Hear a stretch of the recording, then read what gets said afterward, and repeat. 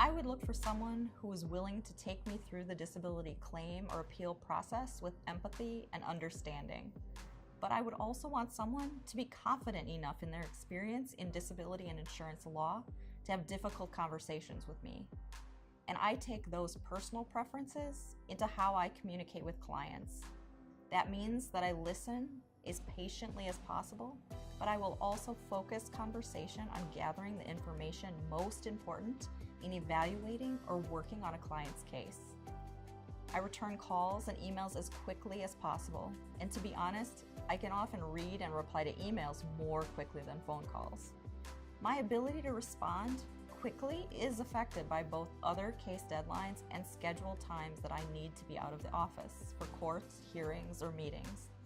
But in terms of deadlines, I want clients to know that I prioritize case deadlines above everything else, and I modify my schedule to accommodate meeting those deadlines. And if this means that in order to best serve a client, I need to prepare an appeal or brief early because I have meetings scheduled on that due date for that appeal or brief, that's what I'll do. My workload and schedule should not be a reason that a client's case is delayed.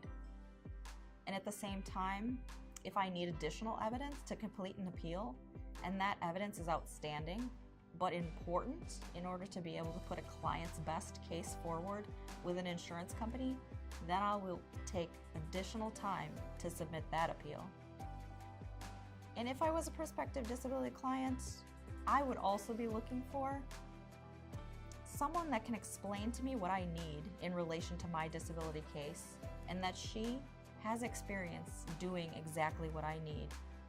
Keeping that in mind, depending on the type of disability insurance case a client has, I translate the status of the case into where it fits in the claim or appeal process for the client.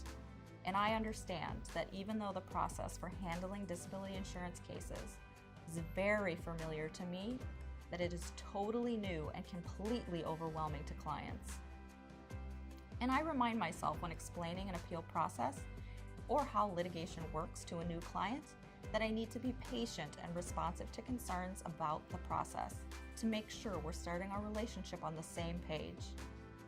I want to make sure a new client understands what initial steps I'm taking for them, and that all updates or responses I receive will be communicated promptly back to the client.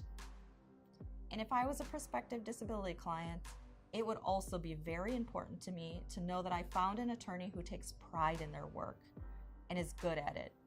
I work hard to stay up to date on developments in case law affecting my clients, and I modify strategies with different insurance companies based on how they respond. When certain strategies work really well to convince a particular insurance company to pay claims based on a particular medical condition, then I make use of those strategies where appropriate for my clients. And reputation. Focusing my practice on disability cases has given me the opportunity to be a leader in the field. Being a leader to me means leading by example in serving my clients to the best of my ability, educating other attorneys on disability matters, and promoting the responsible representation of disability clients. Being a leader and cultivating relationships with colleagues across the country who also handle disability cases has helped me develop a reputation of respect and skill, and that reputation helps inform insurance companies about the strengths of my clients' cases. That reputation, along with professionalism in dealing with attorneys on the other side of cases, has also evolved into mutually respectful relationships. Relationships which often mean that I have access to opposing counsel in order to have meaningful discussions about how best to resolve particular cases. And I bring that same intensity and work ethic to my non-disability practice areas. Even though my passion is disability insurance work, my reputation and relationship building has been critical to all areas of my practice. And I wholeheartedly believe the old Will Rogers adage, it takes a lifetime to build a good reputation, but you can lose it in a minute. And where my reputation is most important to my clients is my drive and focus on getting them positive results. Sometimes this does not mean getting a client everything they want. Sometimes that's not possible due to law or facts that apply to the case, but it does mean getting them the best results possible. And I take the time to try to make sure clients understand what law or facts may be limiting what I believe to be the best results. And without that investment of time and compassion, clients can be left feeling pushed into agreeing into a resolution that they don't understand and that they feel is unfair. I do my best to actively listen to clients, opposing counsel, colleagues, and judges. Listening and being thoughtful can be powerful tools to better understanding what is required of the situation. I'm detail-oriented. My colleagues would likely say that I'm a little neurotic. I keep a paper and electronic set of case deadlines and scheduled obligations. And similarly, when I work on disability cases, I'm looking at all of the medical records, reviewing treating healthcare providers' resumes, doing research on insurance company file review of physicians, etc. Typically, I use a detailed checklist that I've developed for each case to make sure that no detail is overlooked. And our firm is collaborative.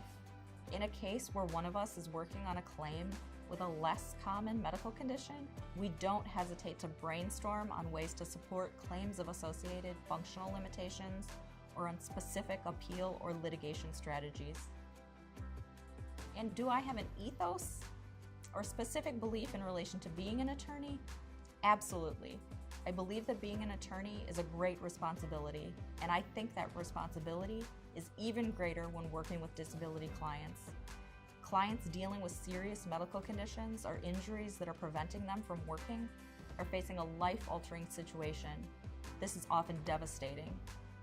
Prospective clients confronting the reality of having to file a disability claim can feel shame about being identified as disabled, and clients can have intense feelings about losing the ability to do their jobs, particularly when a client has been a professional with a successful career.